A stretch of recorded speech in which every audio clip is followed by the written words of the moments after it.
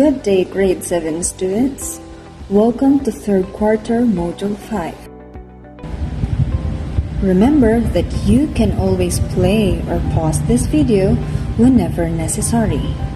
These are the most essential learning competencies. Use listening strategies based on purpose, familiarity with the topic, and levels of difficulty with short texts listened to. And lastly, summarize key information from a text. Before we begin discussing what the topic is all about, let's have first a recapitulation about your previous module. Again, what are the two types of communication? Correct! The two types are verbal and non-verbal communication. What is this type of communication that conveys messages or ideas in a form of written or oral communication? The answer is correct, verbal communication. Now, in communicating orally, through talking, speaking, whispering to a certain person or group of people, what are we producing or making why people can hear and understand what we are trying to say? Can you guess what is this important part of oral communication through these rumbled letters? Very good. The answer is sounds. Sounds have something to do with our topic for today, which is prosodic feature.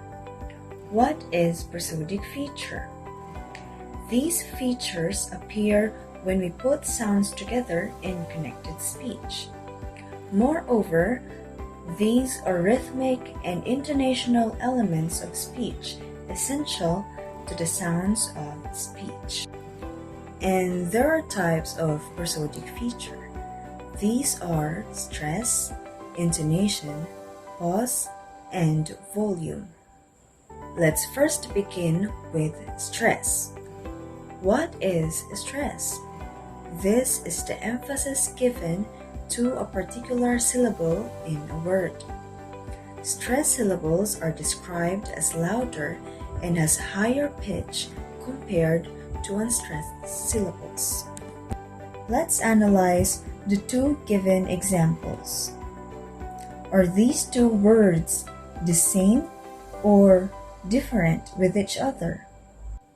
The rule says that if the stress falls on the first syllable, then this word is a noun. Therefore, this word could mean an audio record, a video record, or documents. On the other hand, if the stress falls on the second syllable, then this word is a verb. This word means the act of recording or way on how to record.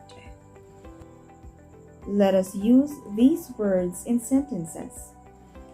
Try reading the sentences following the correct pronunciation of the words, considering the stress. This time, you will be the one to identify if these words is a noun or a verb. Very good. The first example is a noun, which is pronounced as present. And the second example is a verb, which is pronounced as present. Therefore, if the first example is a noun, then it pertains to a gift. And the second example, which is present and is a verb, means the act of presenting.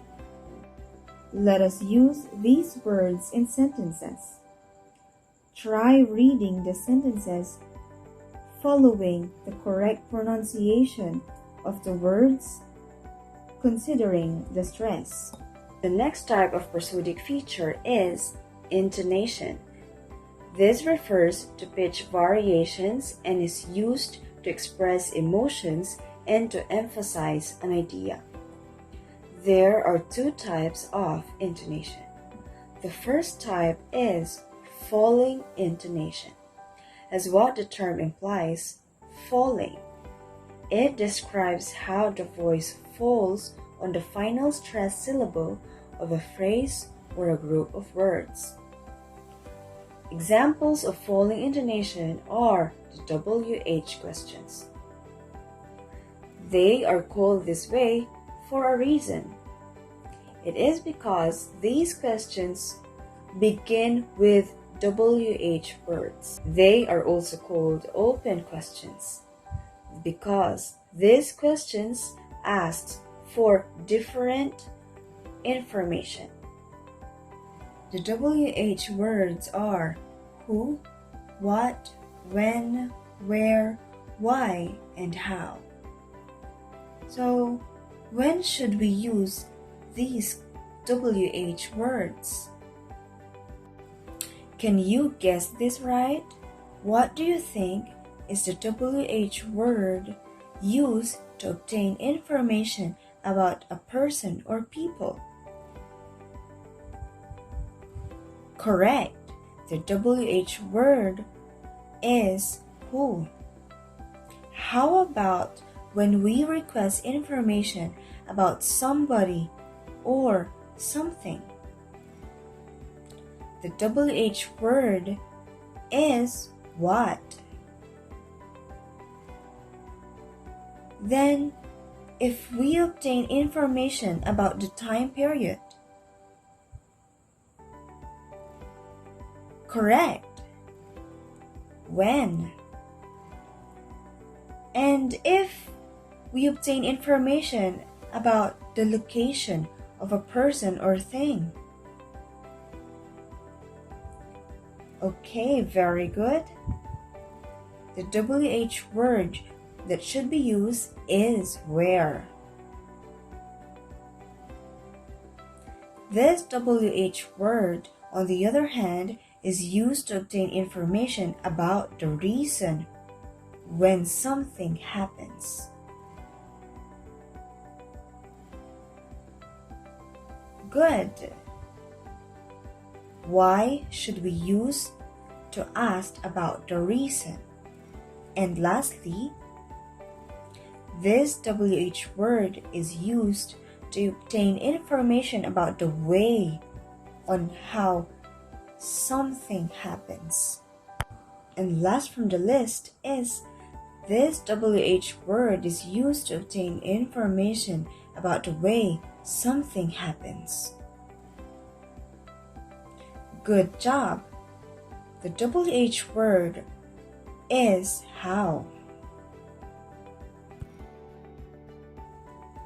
Let's now apply the following intonation pattern with these given two questions. These questions are examples of WH questions. The first question begins with where and the second question begins with what. As you have observed, there are downward arrows for both questions. These downward arrows indicates the fall on intonation. The question is, how should we read the question that applies the following intonation pattern?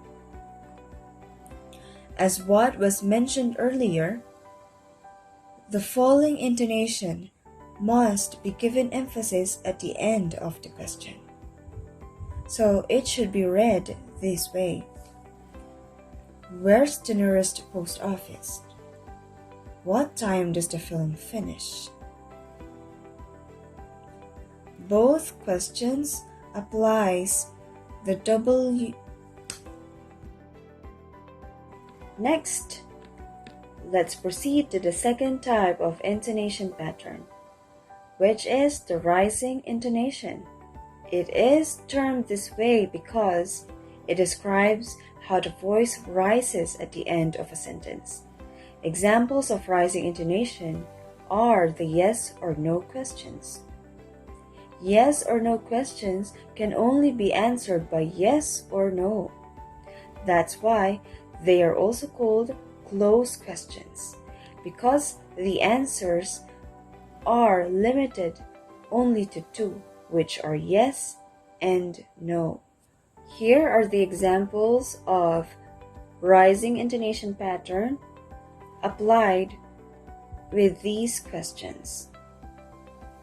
These questions are only answerable by yes or no.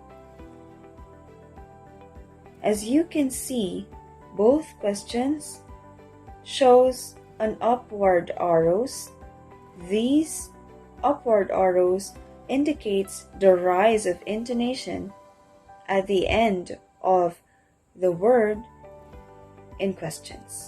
Then, the questions should be read this way. Am I your friend? Is she studying today? As you have noticed, the voice rises at the end of both questions. Another type of prosodic feature is pause. This is a temporary stop which allows the listeners to process your words. And the last type of prosodic feature is volume. It pertains to the loudness or softness of voice. Volume is used to express anger or fear. That's why we can understand what the person is feeling based on the volume of his or her voice. Let's measure your understanding in this module through this assessment. Match column A with the correct answer and column B. Reminders: write only the letter of the correct answer on your paper. Answers only.